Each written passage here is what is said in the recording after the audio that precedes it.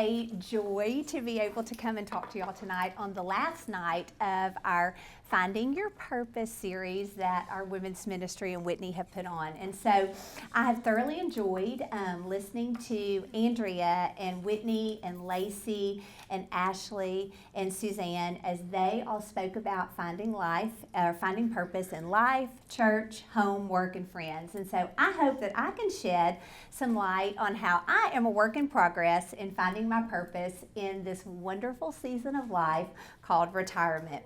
So for those of you who don't know me, I'm Kelly Shaw.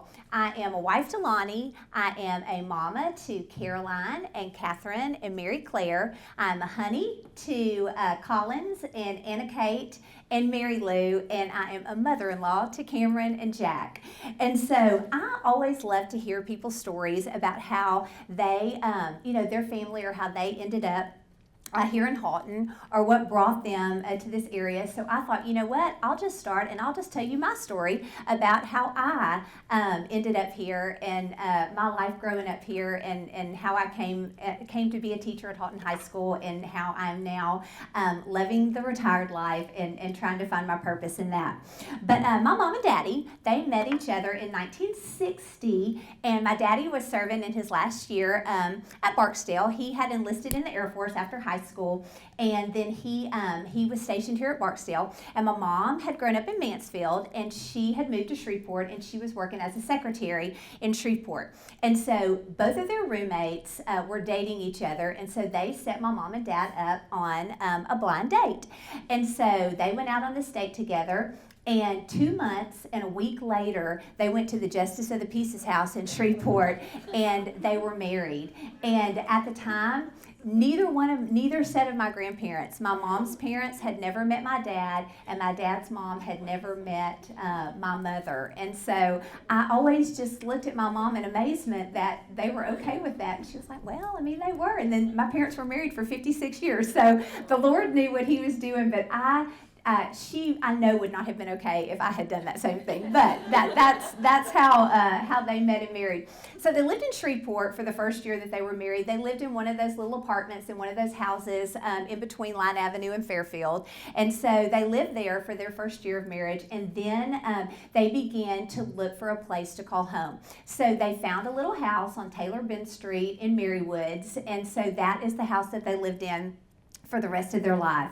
I was an only child. I was born 7 years after they got married. They were married in 1960. I was born in 1967. And so I was an only child of two parents who thought that the sun rose and set on me. And so they doted on me my entire life. And I had a mom and daddy who they loved me, but most importantly, they loved the Lord. And so they raised me in a Christian home. My mom and dad were very active here. In 1961, when they moved to Houghton, that's when they joined Houghton Baptist Church, which we now know as First Baptist Houghton. And so they began their life here serving the Lord. They were both Sunday school teachers. They taught training union. I know for those of you that are really young, you have no idea what I'm talking about. That's the Sunday night version of Sunday school is what they taught. My dad coached in Royal Ambassadors. My dad was a deacon, a church trustee. My mom loved singing in the choir. And in their retired years, they both, my dad didn't love the Gloryland Singers, but my mother really did.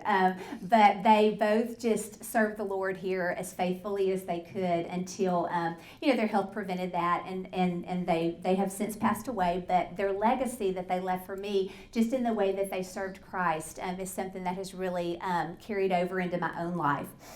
The most important thing, the absolute most important thing that they did for me was they pointed me to Christ. They brought me to church, and it wasn't just the things that I saw and that I heard at church, but I saw my daddy pray. I watched how well he led our family as the head of our household. I saw just the way he studied the Bible, and they were my two biggest prayer warriors until they passed away. If I had something big, if my kids did too, they would say, hey, we need to call Granny because we have such and such going on, and we know that she will be faithful in praying for us. But the most important thing they did was point me to Christ. It was on a Sunday night when I was 9 years old, and I can remember we had left church, and I know that the Lord had been dealing in my little heart as he did as he could for a 9-year-old. But I knew that if something happened to me and I were to die, I knew I was not going to go to heaven. And so I began to ask a lot of questions, and I just felt that little tug on my heart. And so I remember after church on a Sunday night, we got in the car ready to go home, and I told my daddy that I knew that I needed to ask Jesus to be my Savior. And so he asked me if I wanted to go back in. And we did, and we found Brother Prothro, who was our pastor at the time. And so right down the hall here in what's now the prayer room, that was Brother Prothro's office, and it was in that little room in December of 1976 when I asked Jesus to come into my heart. And so I know that it was because of my parents and the love that they had for the Lord and the love that they had for me, and the legacy that they left for me. That is why I know that I'm saved today and why I came to know Christ at such an early age. But I'm going to talk a little bit more about my parents later on, about how they, just the things that they did in their life in retirement, how that has motivated me and has inspired me and just placed a love for a lot of the things that they loved on my heart in retirement. So after growing up here in Houghton, I graduated from Houghton High School in 1985, and then I went to Louisiana Tech University in the fall of 1985 as a speech education major with a minor in English. I had a high school speech teacher that I just absolutely adored. Her name was Barbara Anderson, and she was just the most fabulous person ever. She inspired us. She encouraged us.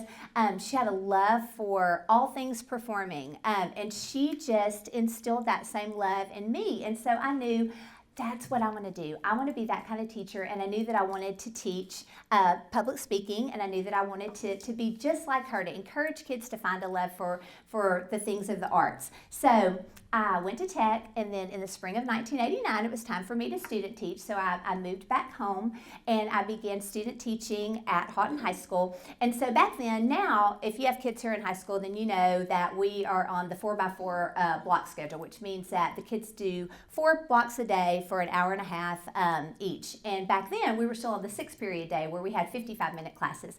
And so Miss Anderson was at the end of her teaching career, so she only had 3 speech classes that she was teaching at the time. So half the day I student taught for her, and the other half I student taught for a lady who's become one of my dearest friends, Renee Stewart. She taught 11th grade English, and so I did half my day with Miss Anderson and half my day with Renee, and both of those 2 ladies really, really poured into me and helped me to become the teacher that I was. So to backtrack a little bit, during my freshman year at Tech, I met a senior boy who was an orientation leader when I came through freshman orientation.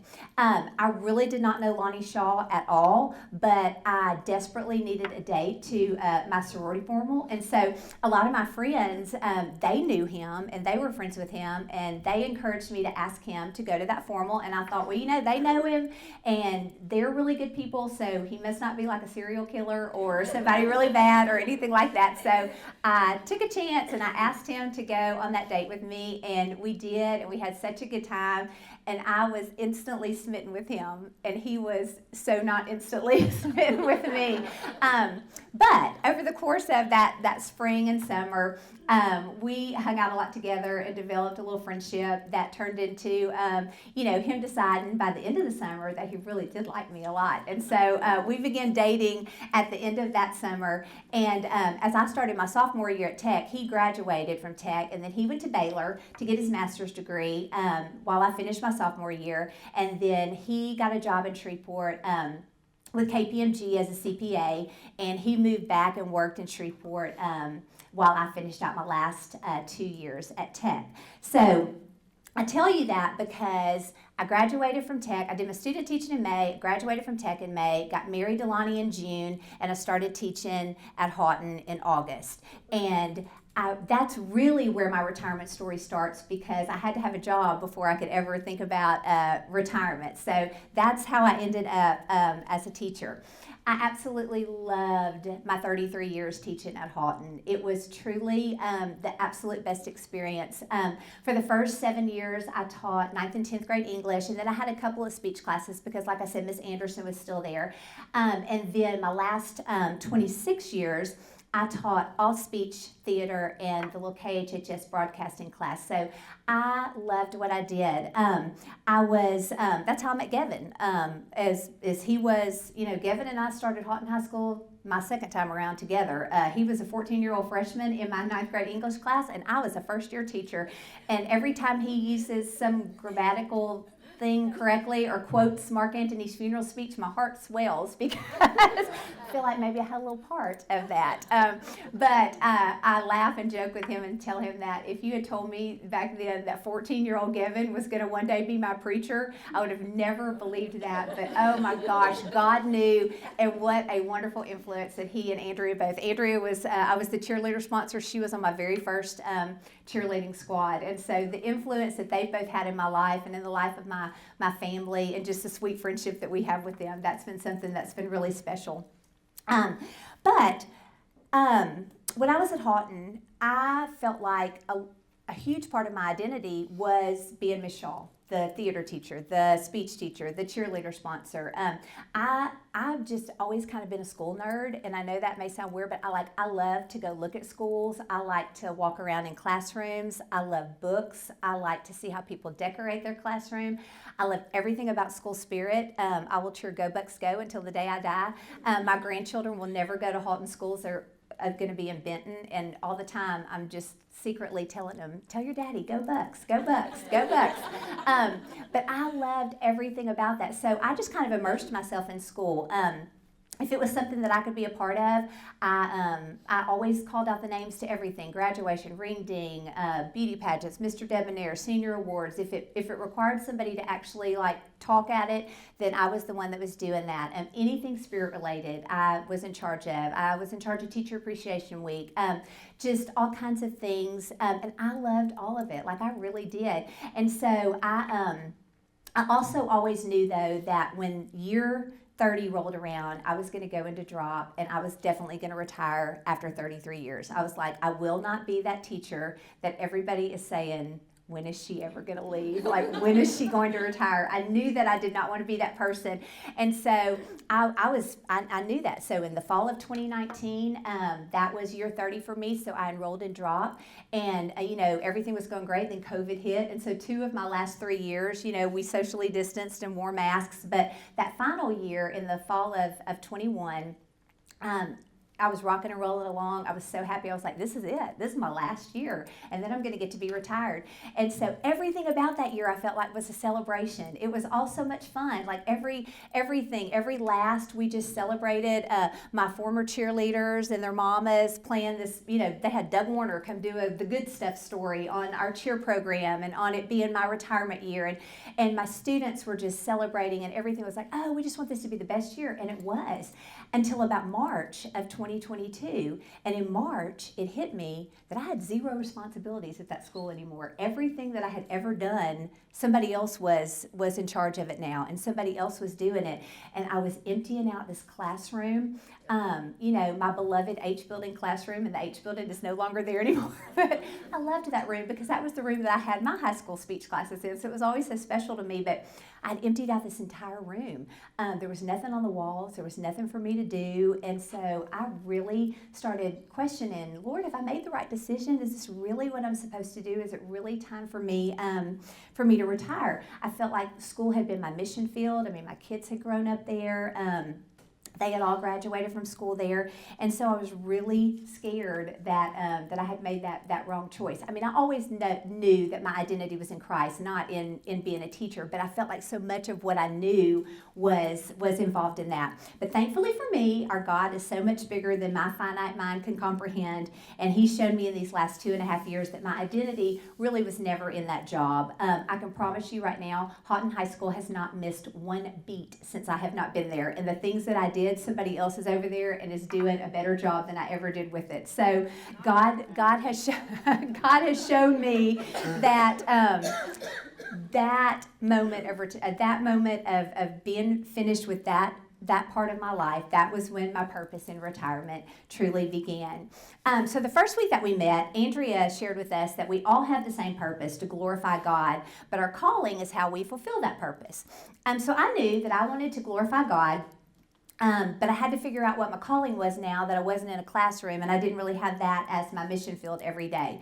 So I kept asking myself, how does God want to use me? How does He want me to be useful? Whitney knows that. I shared that with her on numerous occasions. I just want to be kingdom minded. I want things to be about Him. Like I want to be able to point people to Christ. And I feel like God has opened doors and has given me a lot of opportunities, and that's what I'm going to share with you about in just a minute.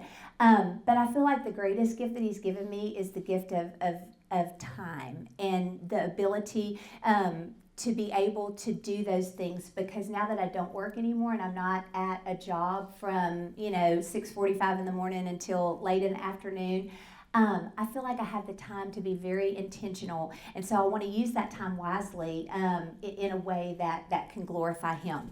So I prayed for direction, and I started thinking, Lord, what are some things that I can do? So I was scrolling through social media, as I do, and so I see this post from the Lovewell pop up. And so they were looking for volunteers to work in the Eat Well, the Dress Well, and the Sort Well. And so I didn't know what any of those were. I knew what the hub was because our life group had gone and we had served some dinners and things there. And so I knew what the hub was, and I'd heard of the Love Well, but I really didn't know what that entailed. So I thought, you know what? I'm just going to get on this thing and I'm going to volunteer and I'm going to sign up. And then I got real nervous and I was like, because I was just going down there all by myself. And I really contemplated canceling, but I'm so glad that I didn't. The benefits of being a member at the Hub, Whitney was just talking about all of these things that you've given to them and that you've donated tonight. Those things are so meaningful to them because it gives them purpose and it helps make them feel like they are worthy of something. So many of them have just been tossed aside. And the thing about that, I know John and Karen have been doing the Great Food Fight to raise money because, I think a misconception that a lot of people have is that everybody that's down there is homeless, and they're not. They really service and help people who have jobs and homes, but just who absolutely, I feel like we complain about, groceries being so expensive or whatever, but we're still so fortunate and blessed we can actually still go buy those groceries and we can do those things. But, the clothing that you've donated and the thing I loved about it when I went down there and finally figured out how it operates is that, they give they earn points as they are members, because I feel like for Cassie that it's really important for her to make sure that they realize that they are a part. And if you're a member of something, then that means that you belong. And so that's her whole goal, is to make them feel like they belong and that they have a purpose. And so, when we went to that Equipped training, one of the things that really stuck out in my mind that she shared about was the fact that, for them, they're just given a garbage bag. And it's kind of like, hey, there may not be one thing in this garbage bag that you like, but you know what? Take it and be grateful for it, because, that's kind of the mentality that has been put on them. Or they might be given a brown paper sack that's got food in it that they don't like. And, a lot of times, even as Christians, I feel like we can make donations like that, but we put stipulations on it too. We're like, well, you should be grateful for that, even if it's not something that you want or it's not something that you like. And it's not that they're not, because I'm telling you, if you go down there and volunteer, which I hope you will see they are some of the most grateful people that you will ever meet. But in her mind, and I think that this is pointing people to Christ, is that she starts to build relationships with them. Because, it's like she shared with us at that Equip training, you cannot just come in down there and just start shoving Jesus down somebody's throat when they are starving, they're hungry, they don't have anything to wear, they don't know where they're going to sleep that night. It's all about building relationships, and that's what the Eat Well and the Dress Well does. The Sort Well, somebody, when those get dropped off, somebody's going to sort through those, and they're going to divide those up and divide them into men's clothes and women's clothes and shoes and purses and divide up the food. But the Eat Well and the Love Well, it just gives them purpose, and it gives us opportunities to show them how we love because Christ loves us. They can go in there and they can take their points and they can go actually pick out something that they like. Like if they see a pair of jeans that they want, they're getting those because they chose those and not because, somebody just gave it to them and said, hey, you just got to take this. Same with the food. If they see something on the shelf, like if they pick out a can of, chicken noodle soup, it's because they like chicken noodle soup and they wanted that chicken noodle soup. And, it just reminds us of how, Christ chose us. And He's chosen, He chooses to love them too. And I think sometimes that we kind of pass judgment on that. And I'm not going to lie, when I first went down there, I did not know what to expect. But I'm telling you, what I saw was, you see all kind of people. I won't sugarcoat it. There were people who had obviously been they were under the influence of something when they came in to shop in that store. There was a man who came in, this was all in the first day that I ever volunteered, and he shopped for a little bit. He left. He came back about 15 minutes later. He had a black eye, bloody nose. He had gotten in a fight with somebody on the street, and he was wanting to know if we had any Band-Aids that he could have. So you see people who are literally carrying 2 plastic Walmart bags, and that has everything they own in it, or a little dirty suitcase that they are just guarding with their life because that's all they have. And so you also see the most kind gestures offered from those same people who have absolutely nothing, who give, everything that they have. Like there were people who, I was working the checkout, the cash register, which is really just the computer that deducts their points, but they want to feel like they've got, it's like, we've got a little card, here's my balance on my card. It would be just like you swiping your debit card, how much money do you have left in your account? And some of them would get up there and they wouldn't have enough points on their card, and the other members who had extra points without hesitation would say, hey, I'm going to give them 5 points off mine, so just take it off mine. Or here's 3 more points off mine, so that way they can get theirs. And I'm thinking, these are people who have nothing, who'll give everything, And so, I don't know, it is a wonderful, I didn't want to cry about that, but it's a wonderful, wonderful organization. And so that was just something that I discovered early on. Do I go every week? No.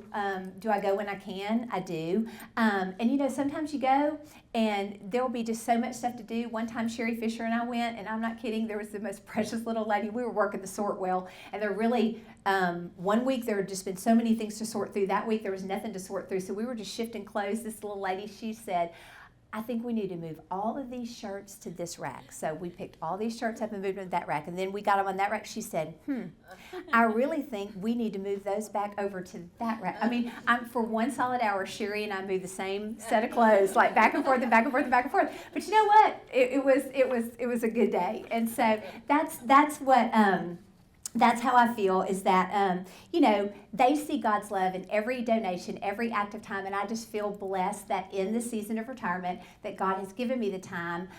It's usually from 1 o'clock to 3 o'clock on Mondays, Tuesdays, and Wednesdays is whenever those serving opportunities are there, and you don't have to have, for that, and if you're doing purchase, you do have to have the equip training, but just to go work at that, you can just show up. You sign up on a little online format, and you just go. And I'm telling you, I would really encourage you to do that because, I feel like in that part of our purpose to love others well and to give, where and when and how we can. So I mentioned earlier my parents and their influence they had on my spiritual life. They were always, supporting things here at our church and people in our community. My daddy, when they moved in that house, it was all these little families, and so all those same families were still there. Like they never moved out of those houses until they passed away. So when my daddy was still alive, he was the only man who was still alive. It was all the rest of them were little widows, and so that he put their trash out for them. He did their newspapers on their doorstep. He did all of these things for them. Got their mail for them every day and took it up to their door. So seeing him do those things for older people just really sparked a desire in my heart that I knew when I retired that I wanted to be able to do those things too. So my mama and her best friend, Miss Eloise Keith, I know that you probably know, I call her Aunt Eloise. She was my mom's best friend. She's not related to me in any way other than I just love her so much. And she's just like family to me. But they visited the nursing homes and the assisted living, and they did all those things, for my entire life, for as long as I can remember. They served others with purpose. And the thing is that my Aunt Eloise, that she never drove. Like, does not drive to this day. She never was a driver. So, she and my mother, they were lifelong friends because they spent their entire friendship doing everything together because my mother was the driver and Aunt Eloise was the passenger. And so they shopped together. They did beauty shop together. They, we went on vacations with them together. It was just their whole life was spent. And the really cool thing about their friendship is that they met each other right here at church. And so that's how that friendship developed. And I know that there are lots of sweet friendships that I see out here that started right here as church friendships too. But their example, one of the things that they really, really love to do, and I see so many ladies out here who are a part of this as well, is our Footprints ministry that we have here. And that's been another thing that the Lord has blessed with the gift of time, is to be able to be a part of that Footprints ministry. So the first Monday of every month, if you don't know what Footprints is, we meet. It's a group of ladies who meet here at the church. And lots of times Whitney has all these really cool things for us to go and distribute to the ladies and men that we're going to visit. But basically what we're doing is we're going to see senior adults in our church whose health now prevents them from being able to actually physically come and worship. They, when we go and see them, they all tell us about how they watch. They watch it. They're very technologically savvy. A lot of them are. They watch it on Facebook, or they watch it on their phone, or they watch it on TV each week. But it has absolutely been the biggest blessing to get to go and do that. The conversations that you have, we have ladies in our church who are 101 years old, and they are still just as sharp as ever. And just to get to sit down and have a conversation, with them, and to get to listen to their story has been something that's been a huge blessing in my life. I think of it kind of came full circle too, because at the end of my mom's life, the last 8 months of her life, her health had really declined, and so she lived at Brookdale at the assisted living. And when I would go see her in the afternoons on those days that Footprints came, there was a little Footprints card that was now being left for her when she was the one that used to be the person who was leaving the Footprints card. And my Aunt Eloise and Uncle Bo, their health has gotten to the point where they really can't come to church anymore either. And so now Aunt Eloise is seeing the faithfulness that she had in going to visit all those people. Now everybody comes and visits her and Uncle Bo. So that's a legacy that was left that I feel like, to me, that I want to pass on to hopefully my children as well. Also, there's other opportunities for those of us who are retirees, I feel like, to volunteer right here at church. And I think sometimes it's things that we think, I'm past that point in my life. My kids are out of the nursery. I don't want to spend my time doing that. But I started volunteering at the preschool check-in desk after I retired, and that has been a huge blessing because you get to meet all of these precious young families, and so it's just been absolutely wonderful. Except sometimes you want to call them by their maiden names that you knew that you knew as in high school. But this new system we have, you can just type in a first name. So whenever I'm thinking maiden name, that is not their married name, it'll still pop up.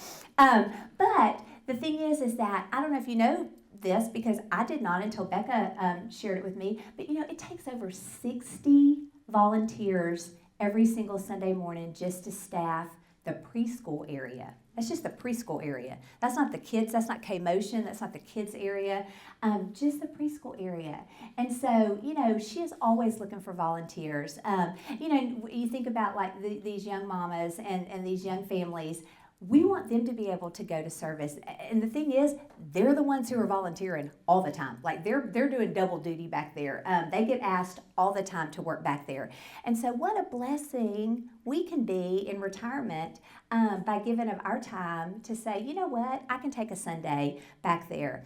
And I'm telling you, I know there are a lot of you in here, you actually teach back in the preschool area, and what a blessing, that you are to those young lives. I know, looking at Miss Gay, my granddaughter, she thinks the sun rose and set on Gay Anderson. I'm telling you right now, that was her favorite thing about church. I thought we were going to have some counseling with her when she moved up to kindergarten, and Miss Gay didn't move up.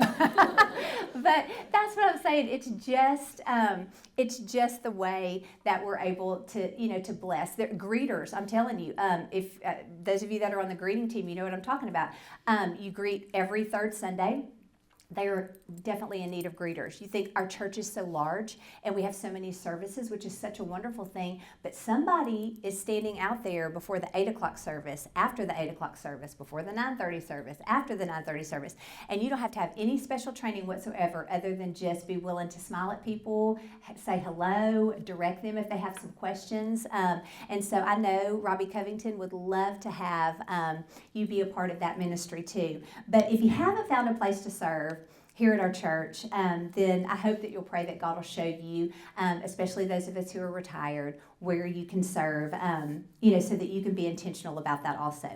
In retirement, the Lord has not only blessed me with time to volunteer in the community, but He's also shown me ways that I can use my time to help my family and my friends. My greatest joy, as I'm sure yours is as well, is my family, and I just love them so much. And so retirement has allowed me to invest in the lives of my adult children and grandchildren in ways that I really couldn't do whenever I was working.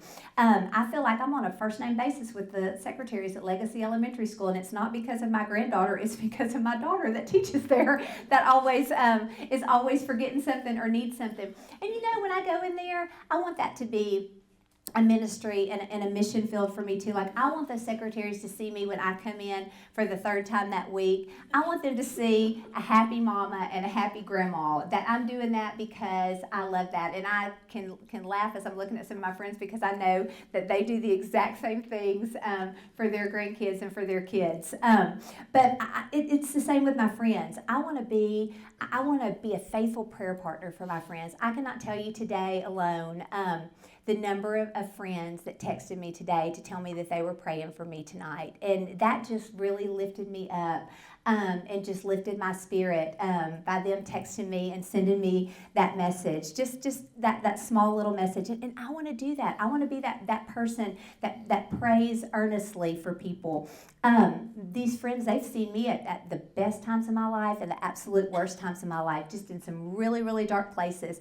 And I can remember specifically being in a really dark place one time and having a friend who's in here right now who sent me this sweet, sweet message about, just how people make mistakes and go figure that our kids might do some things that might not be, the greatest things and how disappointed we can be in those things and just little things like that. Like, I want to be that person. I want to be intentional where people see Christ in me like I've seen the evidence of Christ in my friends. I have friends here at our church who'll just come grab me by the hands on Sunday mornings and tell me that the Lord woke them up in the middle of the night to pray for one of my kids and just hug me. And I'm telling you right now, I know that she woke up and she really prayed for my kids. And it just brings me, so much joy, and it inspires me to want to be that kind of friend and to want to be that kind of person to other people. The other thing that the Lord has given me the opportunity to do is He's given me the opportunity to make some new friends.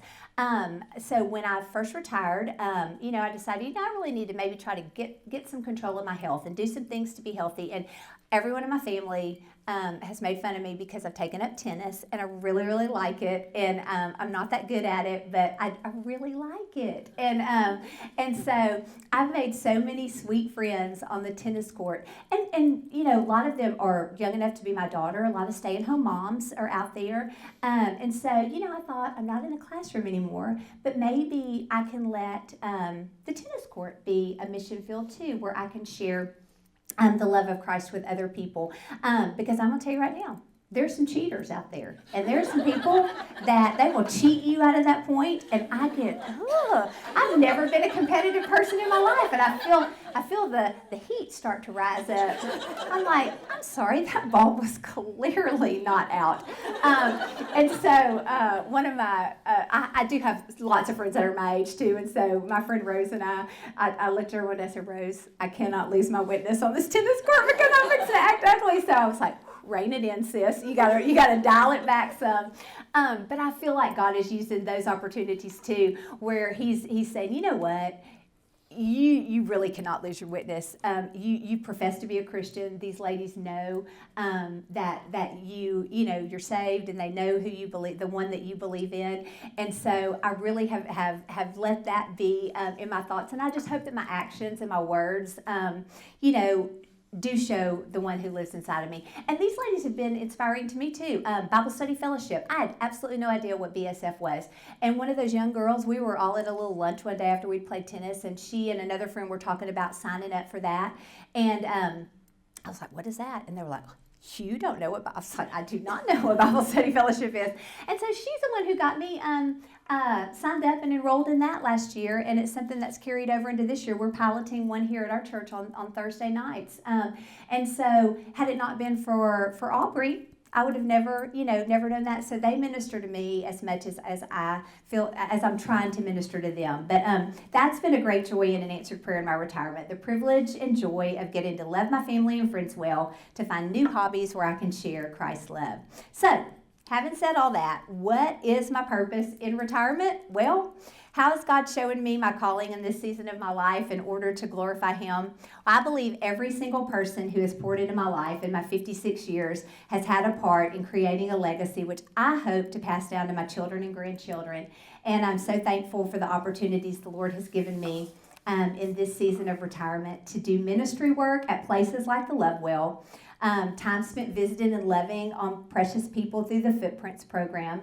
Heart to Home, I forgot to mention that earlier, but that's one definitely, if you're not a heart mom, you need to talk to Whitney because you need to be one for next year. That is a huge blessing. And that is a way that I've met some of the most, I'm looking at two of them right now, two of the most precious ladies ever in Amy and Patsy. And so, I think I would have never, ever met the two of them probably had it not been for Heart to Home. And they are just dear, precious people to me.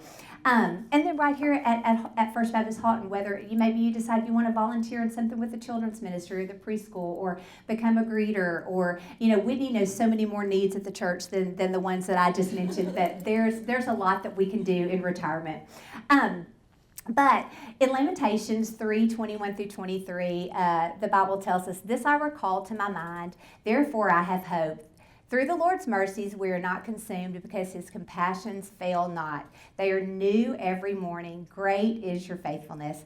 And so, I just think God is so faithful in His grace and His mercy to me, and He has been my entire life. And what a privilege it is, and a joy it should be in this season of retirement for me to show my faithfulness to Him. So some of you young girls, you will have no idea who I'm talking about. There's a Christian artist named Steve Green, and he sang a song back in the 80s and the 90s, which included these lyrics that I thought really was a neat way to close this out. "Oh, may all who come behind us find us faithful. May the fire of our devotion light their way. May the footprints that we leave lead them to believe, and the lives we live inspire them to obey. Oh, may all who come behind us find us faithful." And I don't know about you, but I want to finish well, and I want to be found faithful, and I pray that my life in this season of retirement is pointing others to Christ, and that I'm leaving a legacy that will never focus on me, but will always be on Him.